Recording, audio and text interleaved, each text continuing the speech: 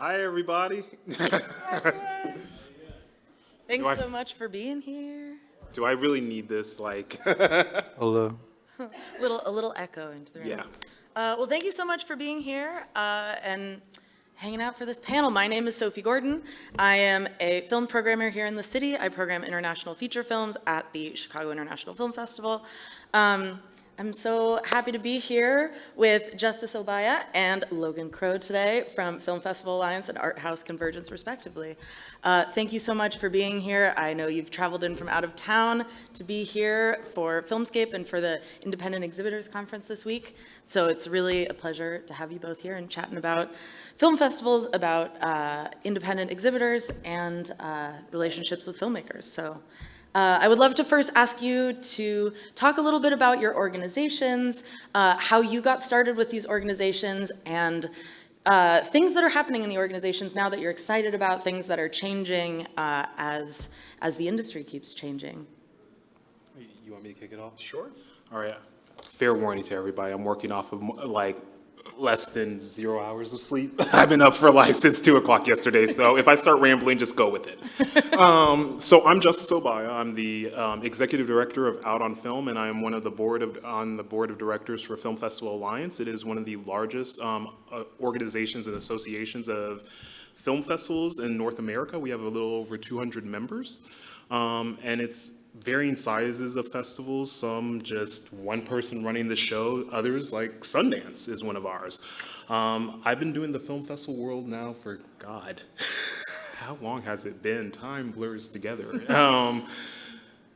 8-9 years. So I'm, like I said, executive director for one Oscar qualifying festival. I worked with the Atlanta Film Festival for 8 years as their marketing and community relations director. It was a 3-time Oscar qualifying festival, and I've also worked for an animation festival.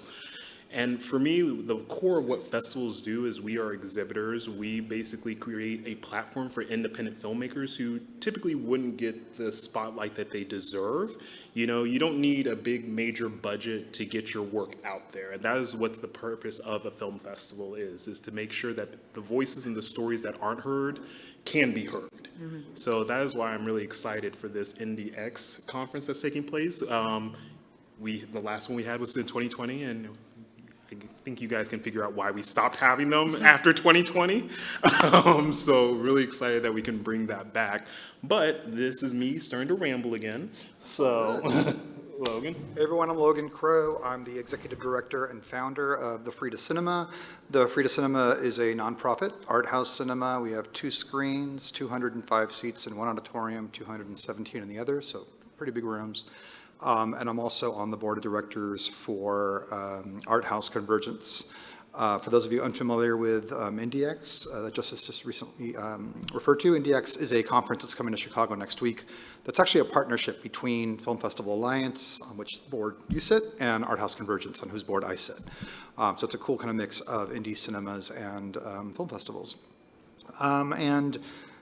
I founded the Frida Cinema. We just turned 10 a couple months ago, so it's been 10 years, and I still direct it.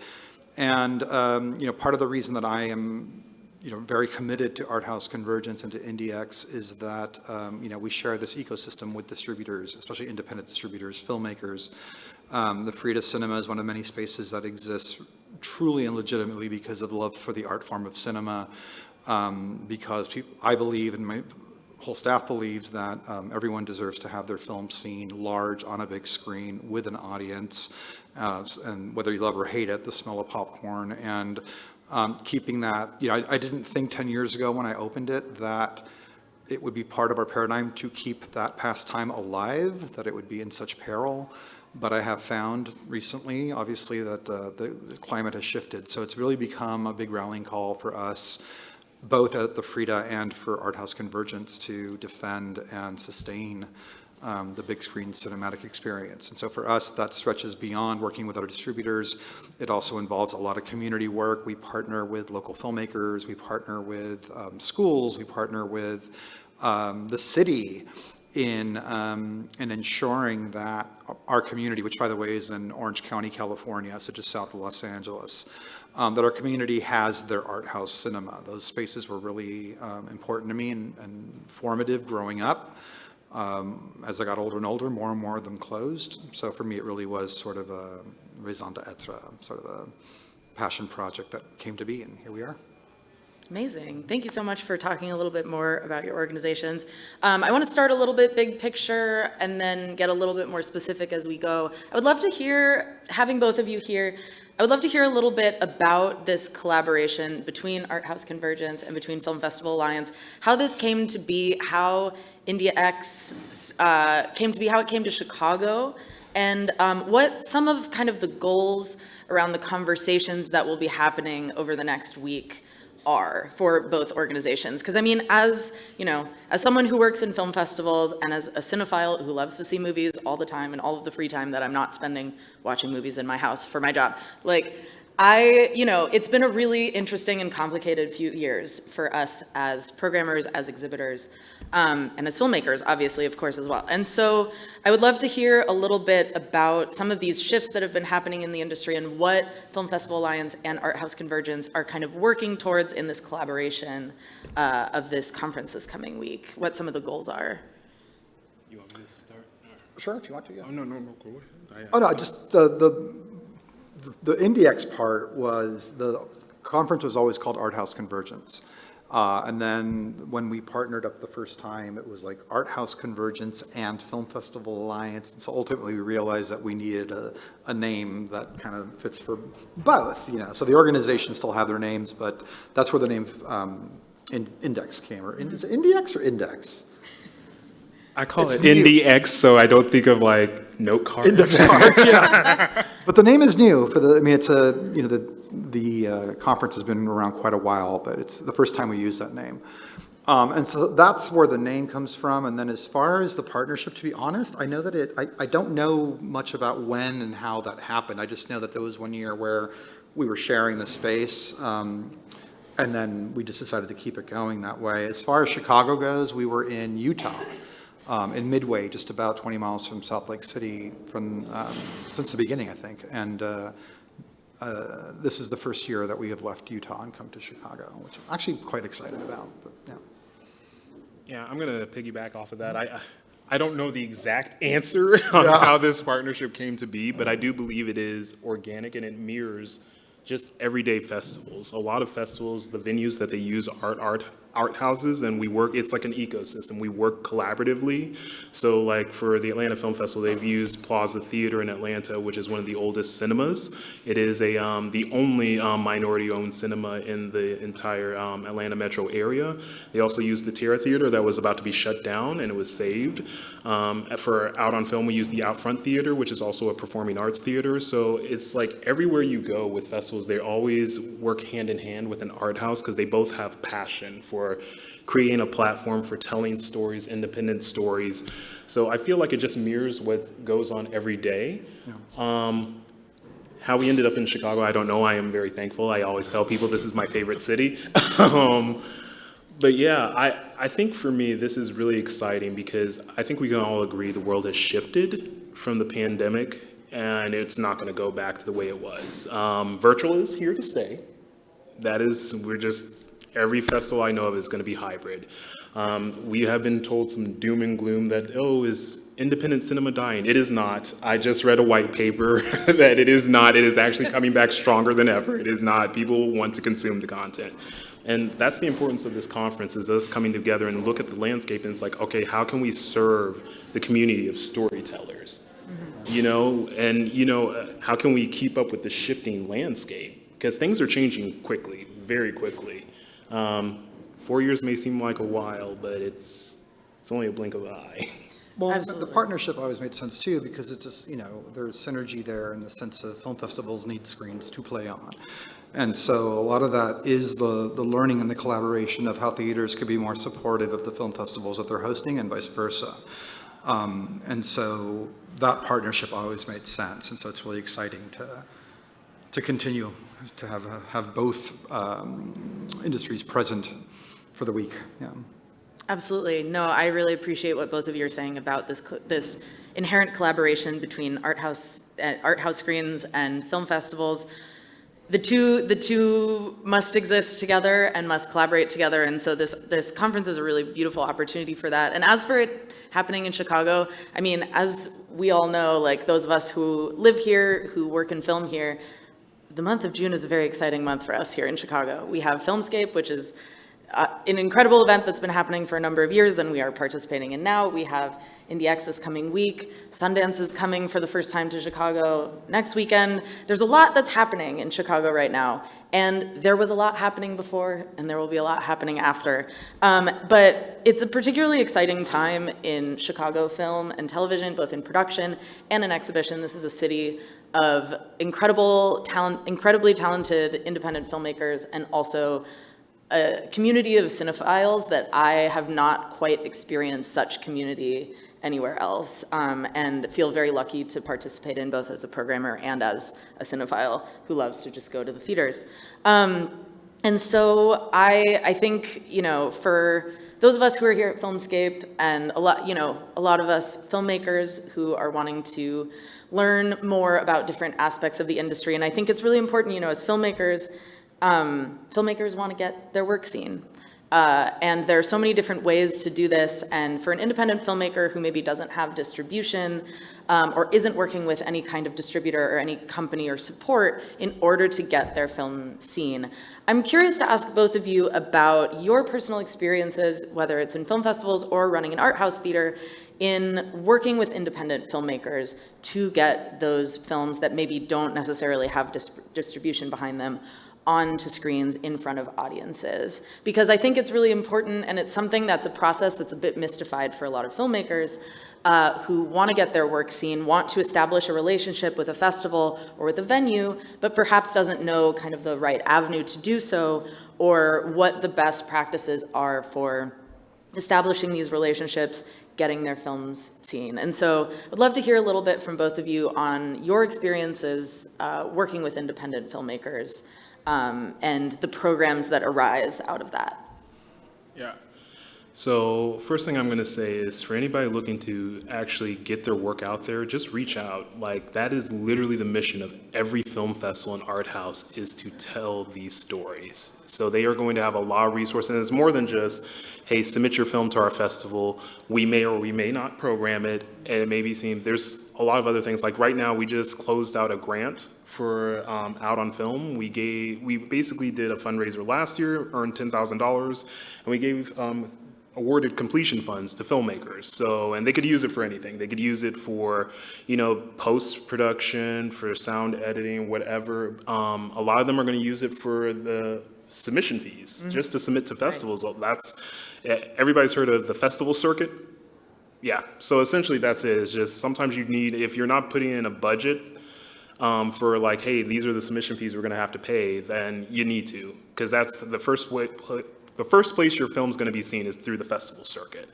Then also art houses. I know for the Plaza Theater in Atlanta, they actually offer credits. You can actually go online, fill out a form, and they will give you rental credits. The Atlanta Film Festival has also had a package where if you are a feature winner and you, if your feature film won a jury award, they would give you enough rental credits for a week run, and that's actually a requirement for the Academy Awards.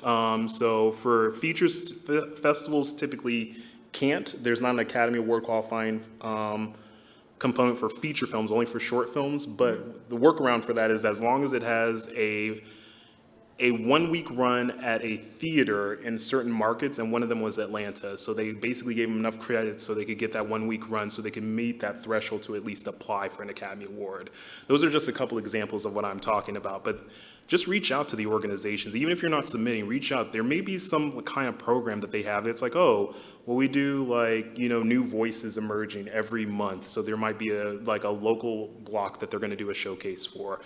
There is tons of opportunities, and even if they don't have an answer for you, they're going to get you, they can point you in the right direction. But the goal is they want your work to get out there, they want it to be seen, and they also work with distributors. Like we're going to have plenty of distributors at the IND conference, so they can help you get connected, but you got to reach out to them.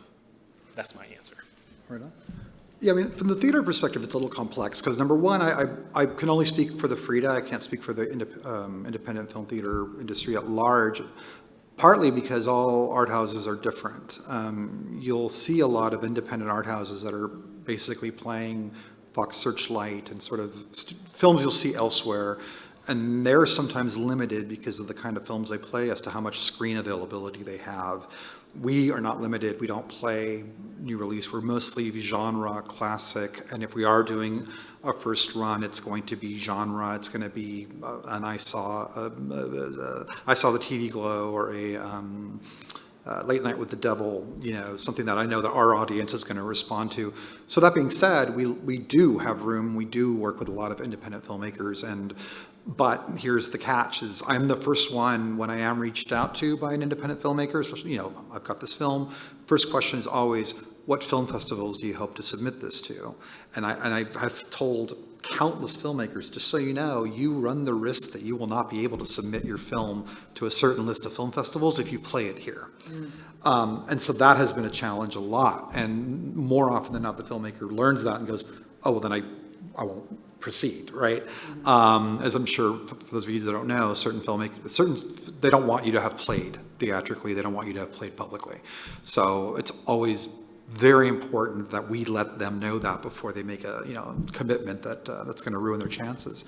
But when we've had independent films that, for example, have won a film festival award or have done the film festival circuit but just haven't been distributed, and the filmmaker has the freedom to take it to theaters, exactly what Justice said, reach out to the local art house, know the local art house. Like I said, some art houses, depending on what they're playing, if you have an independent theater in your community and basically all they play is Oscar contenders for the year, it may not be that they're not interested in your film. They may just not have the showtimes for it because they're married to a very specific number of times a day, number of days a week for those films.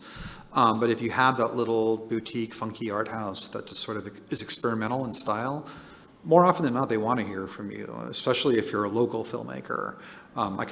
We love hearing from our local filmmaking community. We've played quite a lot of feature films. Another thing I'll say with shorts, I hate charging a rental fee at my theater for shorts because it's so what I generally ask people who come with shorts is, do you know other short filmmakers, and maybe we can create a block and do like a shorts night. And that has always worked out really well. So if you are short feature filmmakers and want to reach out to a theater, just a little bit of advice, maybe come prepared with talk to other filmmakers and get a block together. Say, hey, I'm here on behalf of these 6 filmmakers. We've got 6 shorts that we'd love to present.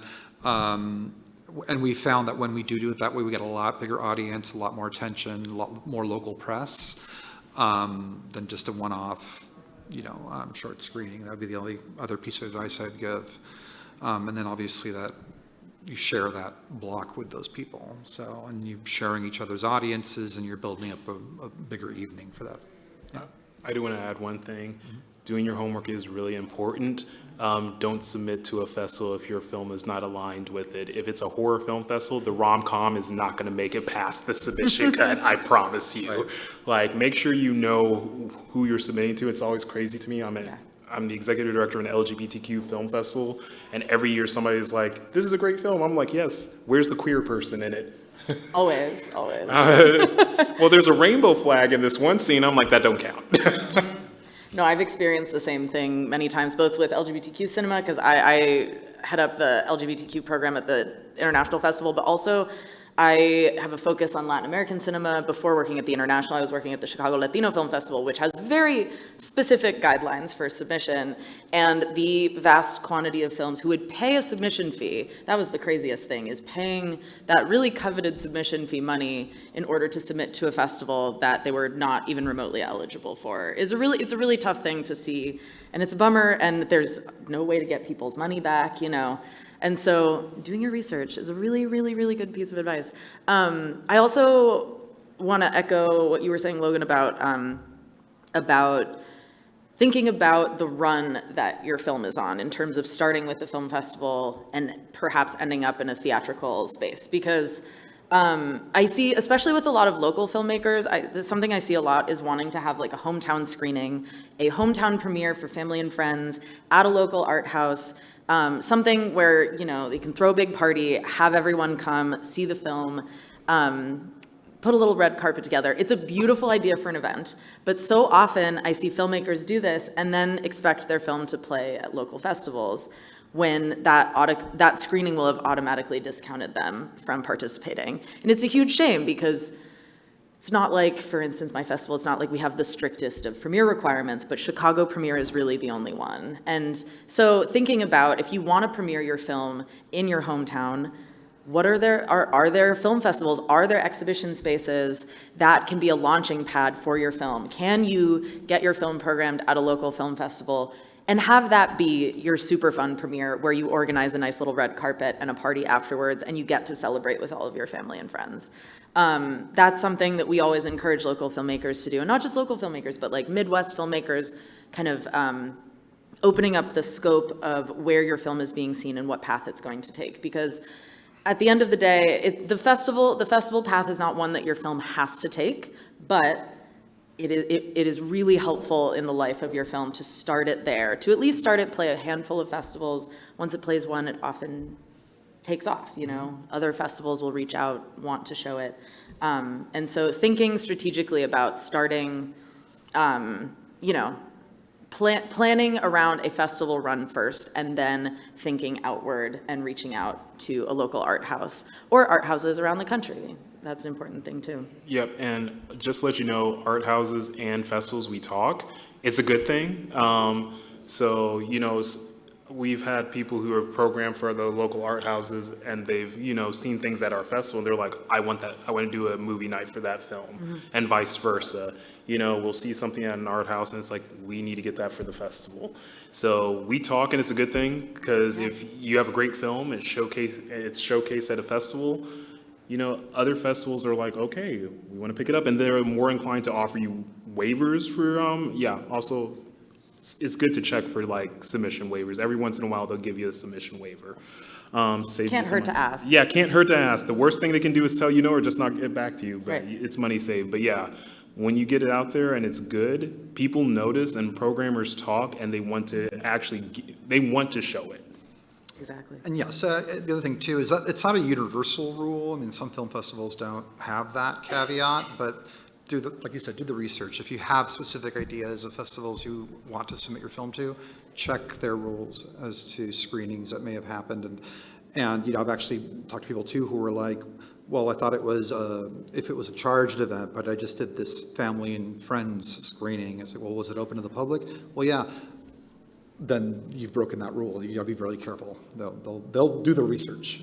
Exactly. They'll do a Google search on the title of your film to see if it's played somewhere. Absolutely, and ultimately, at the end of the day, the festival wants to fill the theater or the art house. We all want to fill the theater. We all want to get as many people as possible watching your film. And so if all of your family and friends or all of your community has already seen your film and they don't want to come to a festival screening or a theater screening, then there's not much of an incentive for a festival to want to show that film anymore, because ultimately we're trying to bring people together to put this film on the screen and to get people to watch it. And so, yeah, we talk, we do our research.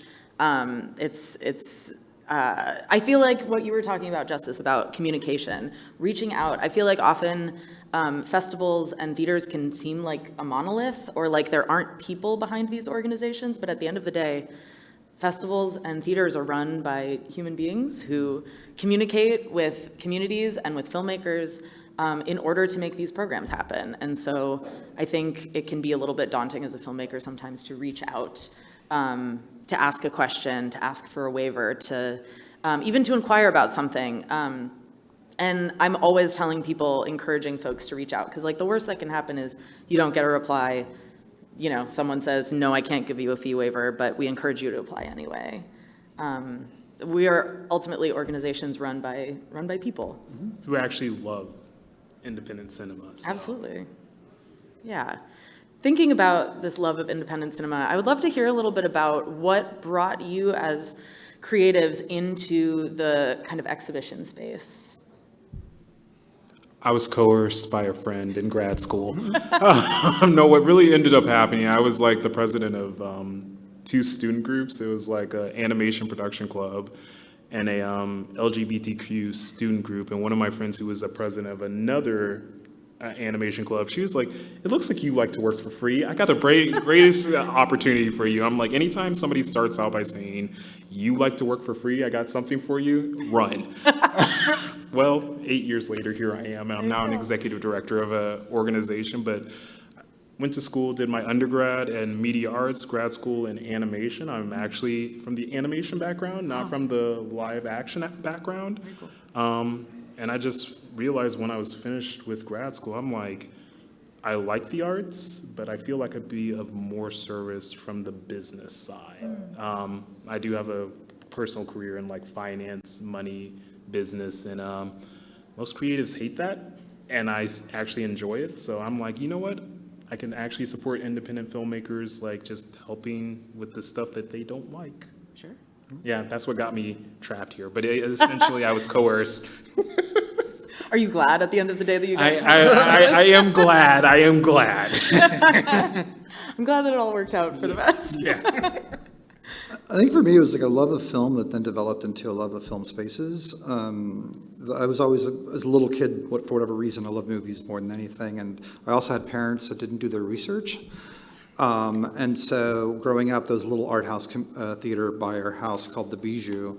And when I was 9, my parents took me to see Blue Velvet.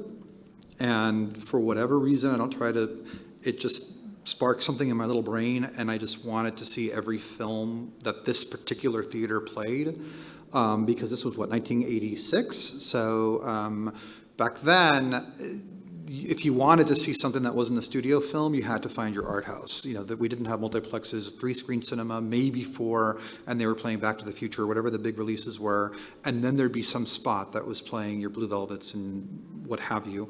And so I looked for those spots growing up, and continue to look for those spots. If I go into any town, where's the art house? And growing up too, that was a formative place for me. That's where I'd meet friends. That's where I felt that I was connected to the people around me. And so when the Bijou closed, I was in high school by that point, and I was devastated. I started driving up to LA. Those spaces, now we have less than half of what we had when I was a kid. And so for me, where I'm at now in Santa Ana, Orange County, which is a community I really care about, the idea of creating an art house there, it's a very vibrant art scene there, but no, there wasn't an art house cinema. Just felt like a call. And, it's been really rewarding to especially having just celebrated 10 years, to have created a space that people refer to, like, in writing, as a safe space and a community center and a cultural center beyond a movie theater. And that's another reason why I'm on the Art House Convergence. Like Justice knows as well as I do, we're very, very busy people. Mm-hmm. Commitments outside of work are insane to take on, but we do it because we really do care about this industry. And, like I said, I see the pastime of getting a community going out, socializing. Now more than ever, the fear I have is how socialization has changed, because of my own journey. If I didn't have those theaters to escape to and be surrounded with other like-minded people, I would have gone insane as a kid. So, and I know that there's future generations. I see them every day at the theater. We have a strong volunteer base. They're all kids, and they all talk that language of film, and they talk about, this is where I get to go to talk freely about how I feel about movies and geek out, and those spaces to me are really important. So, and those film festivals that exist to keep those films on screens are very important. Absolutely. Mm-hmm. I love hearing you talk about like how important those spaces were to you in formative experiences for you as a kid and growing up.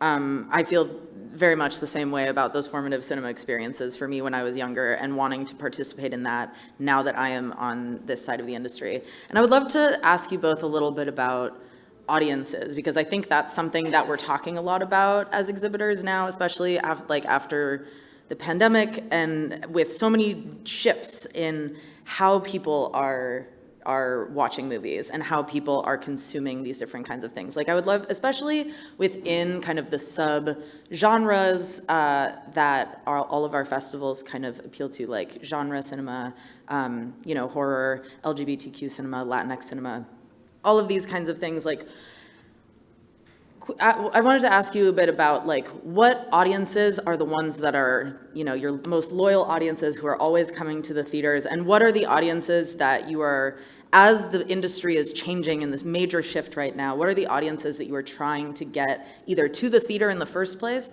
or back to the theater after they stopped coming? So this is an interesting one because, like I said, virtual is here to stay, whether people like it or not. Before we would see 100-seat theater, we could easily fill it up, and now it's kind of divided.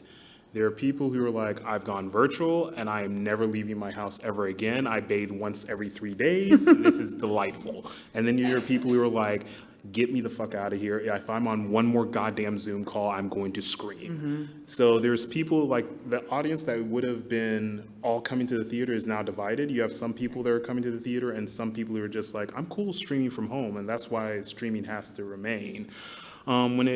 When we talk about the types of audience members, I can only speak for my organization. We're trying to get more of the younger audiences in. So we have, I will say, and I don't know if it's the same for like art houses, but it is really a community and it's a loyal. Like there are people that have been coming to our festival for like at least 10 years. Yeah. And they love the content. Some people just love watching it. They're like, I don't give a crap about the next Marvel movie. I want to hear stories I haven't heard before.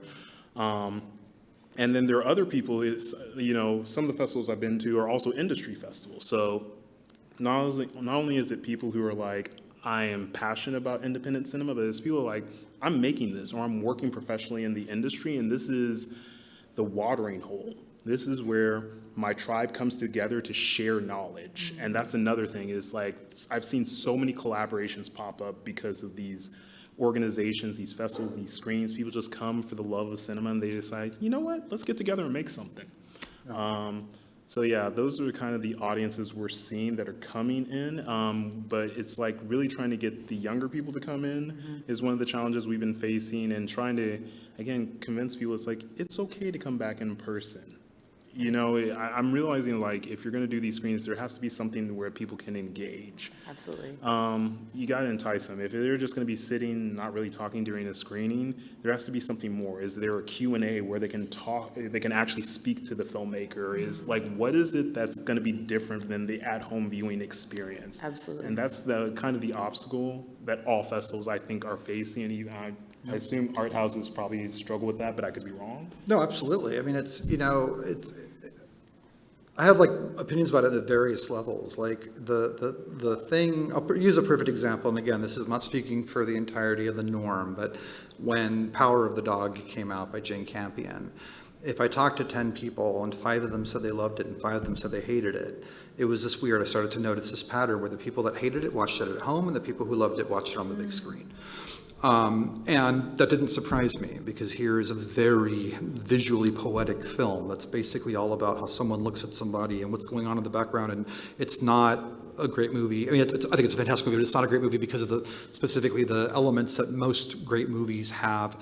It's a poetic great movie. And at home, you're distracted, your TV is whatever, you're on your phone, and you kind of have to immerse yourself. Hopefully your phones are down and you're immersing yourself in a movie theater. That immersion element is missing at home. The shared energy of an audience around you is missing at home. But going back to engagement, Q&As, panels, et cetera, are, you miss that at home, but even beyond that, you miss just going out into the lobby and talking about the movie. We space the movies out of the theater very intentionally because there's always dialogue in the lobby after a movie. And folks just know that they can congregate and talk about the movie. And we love watching this group over here and this group over here, someone here over here, something, they come over here, now they're all talking. And then a couple of months later, they have formed this group, that didn't know each other 3 months before. Students talking to other students, film students from 2 different schools meeting, that part does not happen at home. But for me, the concern I have with streaming is streaming is a component of a larger thing, which is, again, working with a lot of youth volunteers and talking to them every day. Not only is it difficult to get the younger folks to the theater because streaming has made it so easy, But a lot of them, their entire social structure is at home now. Yeah. It's not just film. They're, I was hanging out with my friends. Oh, where'd you go? Oh, no, we were on the computer. Oh, right, no, what do you guys do? What do you do for fun? We're on the computer. It's just, it's a new, it's not new, but I'm saying to the level that it's at, we talk to more and more kids who, to basically tell us we come here to volunteer, and that's basically what we do socially. And then at home, we watch movies, we talk to our friends, we game, we watch movies with our friends on our phones or on the computer. And I don't want to sound okay boomer about it, so I'm like, I respect that, but there is a part of me that thinks about everything that I would have missed if that was my existence. Then I remind myself, it's perfectly okay, they may be getting that in a different way. I have that dialogue in my head, Yeah. but it just, again, it just sort of furthers my resolve to get the younger generation out. So, we work with distributors sometimes. Can we do a free screening? Can we do some sort of student engagement screening? Working with the schools for matinees and things like that. Because, again, that socialization part I worry about beyond film. Absolutely. I'm going to say I have not been able to make it through the first Dune movie. I have fallen asleep 3 times at home, may I say. Yeah. I have not seen it in theater, and one of my old bosses told me, he's like, it's a different experience in theater. I'm like, no, it's not. It's going to suck in theaters too, but I guess I'm wrong. It is. They don't all, it's obviously subjective, but there really is something about being immersed and sort of just, it's giving into the artist's vision and the sound and the visuals and the mood and everything. Again, feeling it with other people, having them laugh at something that you wouldn't have otherwise thought was funny, and be like, oh yeah, I guess that is funny. I hadn't even considered that was funny, or vice versa. All of that interaction that happens between you and the film, between you and the people around you, to me, was always part of what I loved about movies. I never felt like I was watching a movie alone in a theater, even if I was there by myself. Again, when I hear myself speak, I'm like, oh my God, I'm so old and I'm talking about stuff. But it's I can only look at my own personal story and my own personal journey. And for me, I just feel like a lot's being lost by not being able to take in movies in this fashion. And there's something to be said too about, even though in a theater we create these kind of ideal screening conditions for experiencing the film, being immersed in the film, which I absolutely love, I also really love the imperfect experience of watching a movie with a bunch of other people. Yeah. Like, one person in the audience has a really loud, obnoxious laugh, and they keep going off the whole movie. And there's something really beautiful about that, where you can experience not only watching the film, but also experiencing everyone else experiencing it too. Not everyone is into that, but I think there's something really beautiful about that. And it ties into that community aspect of cinema as well. Being able to go out into the lobby and talk with perhaps someone you've never met before about how you felt about the film. And we, at our festival, every festival I've ever worked at, we've also struggled to get young people into the theater. And I think there's kind of a difference in how we think about community sometimes, whether it's walking out of a film and starting chatting with someone you've never met before, or the friends you came with, or whether it's walking out of a theater or turning on the lights at home and logging onto Letterboxd and seeing what other people are saying and contributing your own opinion to the conversation. I think there's so many different ways that we can form community, both in person and in a virtual space. But that is something that we are always working with in terms of trying to get newer audiences, younger audiences into the theater, is like what you're saying. How do we create something special that can't be experienced at home, that can't be shared in a virtual space? And being in a theater is a really, really special thing. And it makes me really happy to see, after a few years of not being able to be together in the theater, that people are coming back in droves, but we're still having to work to get people there. I want to quickly open the conversation up. If anyone in the audience has any questions they would like to ask, now is your chance. Move quickly. I've been awake for over 24 hours. I'm fading fast. Right over here? Yep, go ahead. So it was discussed a little bit at an earlier panel about how Chicago's a big city, but we don't have that many screens to show a lot of the work that's being created here. And so, just on a low end, how do we establish? None of us are most of us aren't super rich in what we're doing. So how do we establish spaces that can grow to provide more opportunities for us, just to have the opportunities that won't also rob us from the festival circuit, right? So how do you where's the Venn diagram making both those things work? I'm going to say that first off, you're not robbing festivals. We work hand in hand with screens. More screens is a good thing for festivals. But I think this is something you're better suited to answer. I mean, if I can think of like if someone was like, what is the one thing over the last 10, it's relationship building. It really is. You have a resource, I have a need, how do we work together? I will say that the smartest decision I ever made is from the get-go, I formed my theater as a nonprofit. And I remember people, it was a lot of work. I mean, it was, 3 years of, I'm still incredibly busy, but if I'm incredibly busy now, I was a dead man like 10 years ago. And there's a lot of like, well, this is basically, why shouldn't you do it as a for-profit? I'm like, it will be closed. There's no way. To play the films I want to play and to do the thing that I want to do and to be a community sent forward space, A, on paper it's a nonprofit, but B is we're going to need community support. Otherwise we'll just play for some movies all day and then we'll be fine, but that's not what I want to do. What I did before I formed the Frito was I would what they call four walls. So I would rent theaters to put on different films. And I think that when I think about the independent filmmakers that approach us today, it really is about them reaching out to us, letting us know that they want to play their film, and us trying to figure out, we were very supportive in that conversation. We're not just like, here's our fee, let us know what you want to do. Like I said, we'll sit down. Okay, are you looking to submit this? Because here's where you might get in trouble. And what's the nature of the screening? And if it's a short, let's get some of those shorts. We want to get creative along with the filmmakers. But are you asking specifically about like opening a new space, like a brand new space? Gosh,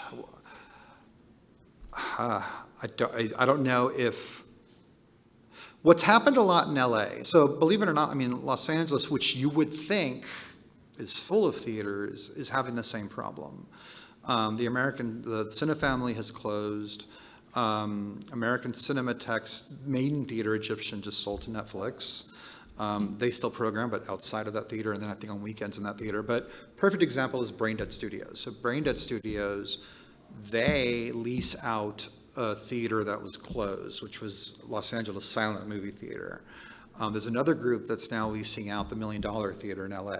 So that's been happening a lot, where people are, with interests like yours, are finding spaces that closed, going directly to the landlord, who's probably having an impossible time trying to figure out how to get this place sold. I'm saying, look, before you tear out the seats, before you tear everything out, sometimes, unfortunately, whoever's leaving tears that stuff out with them. But we want to create something here. I've been to theaters where they have folding chairs, and they put up a tarp, and then start from there and build it up from there. As far as from scratch, I wouldn't be the one to know the best answer to that, getting a new space off the ground from the beginning. But I have seen a lot of groups take over old spaces and restore them. And even a couple, like off the top of my head, a couple of live theater spaces that had closed, that they turned into little bungalow screening rooms. That's an immediate piece of advice, is look for spaces that maybe already exist. Because I'm telling you, those landlords are not selling those spaces. They're having a hard time trying to figure out what to do with them. But the Frito wouldn't have worked. If we were another chain cinema, if we were another mainstream cinema, we'd be done by now. And I think something to thinking about Chicago specifically is like we have such an amazing number of micro cinemas, and micro cinemas are an incredible thing that are really community oriented, community run and community oriented. And I think I'm always really excited when I see someone who's starting up a micro cinema or starting up a new film series or film festival, even if it's very small. Starting small is a very reasonable and very smart thing to do. And you can do so much with that kind of space. It's not just about the physical space that you occupy with the cinema, but also I think in starting a new space like that or a new film series, what is the identity of what we're trying to do here? Do we have something specific that we want to say? It doesn't mean you have to program one type of film or share one type of thing, but having an idea of the identity of the cinema you want to create, and the space that you want to have, the audience that you want to bring in, and the community that you want to create. I think those are really important factors in thinking about opening up a new kind of exhibition space, no matter the size of it. That's something good to think about as you're thinking about getting something off the ground. And if you're getting something off the ground, it can be small. You can start with a micro cinema. You can start with, I've been to a handful of newer micro cinemas in the city that kind of put up a screen in a pottery studio, you know, and had people sitting on the ground and on pottery stools, but it was an amazing screening, fostered really interesting conversation. And so you can do a lot with few resources if you have a space and you have films and you have people who want to come see them.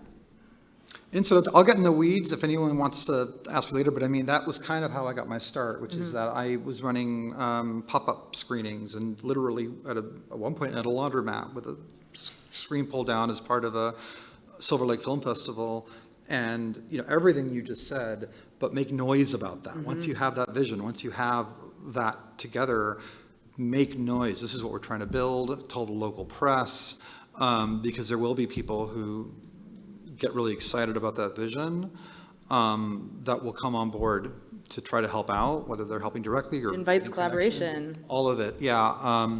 And we absolutely started small. I mean, we only occupied of the two spaces. We didn't have a projector for the second space for the first 2.5 years we were open.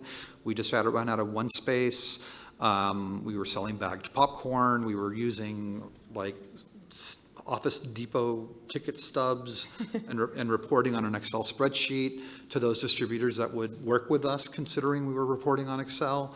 Until such time as, oh wow, we can finally afford a POS, and oh wow, we wrote a grant and got a second projector and built from there.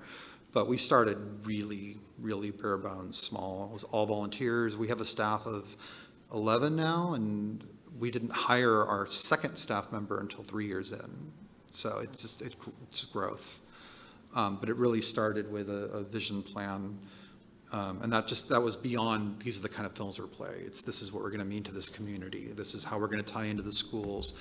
This is how youth will have an opportunity to be a place where they can come to meet other kids that are into the arts or film and learn how to use a cash register.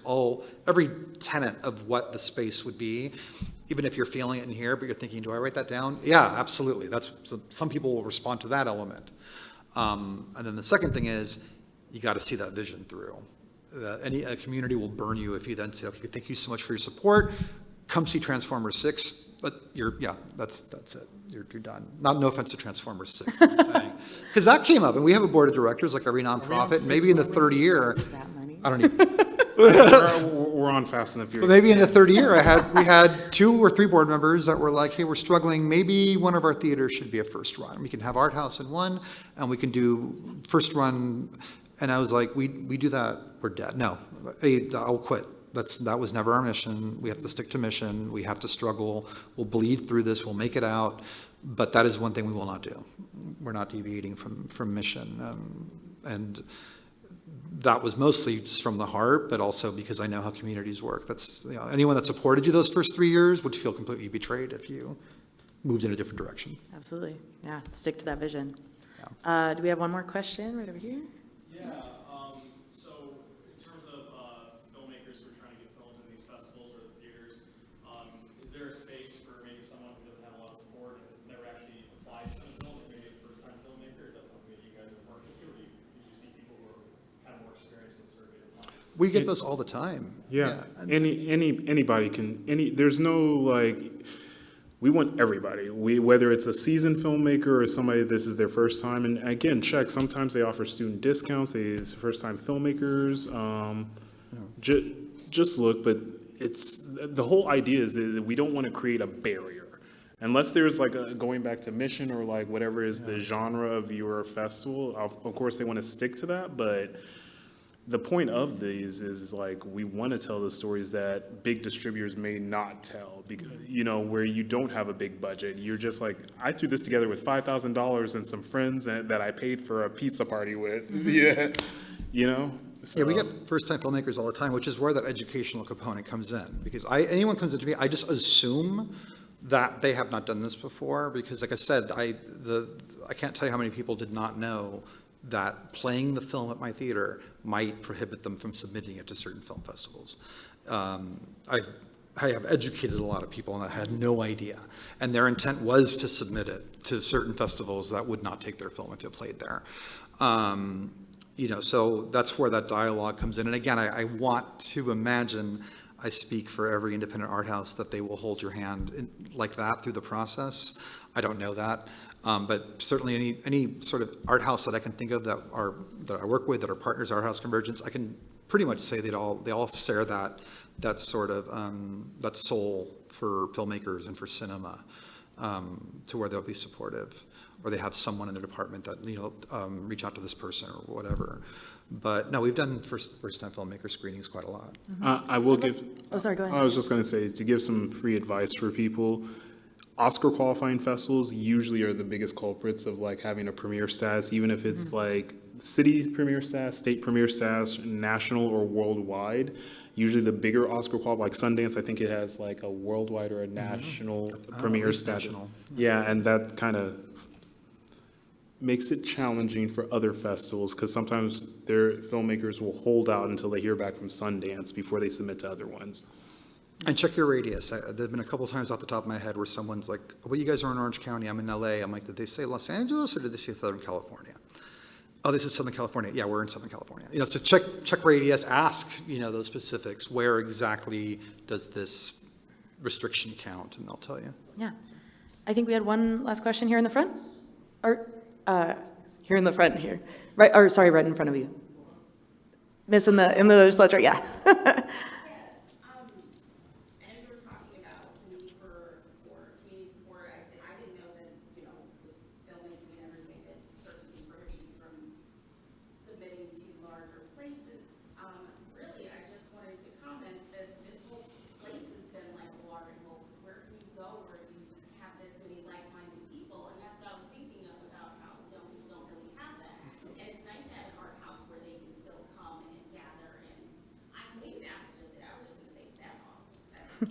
Thank you.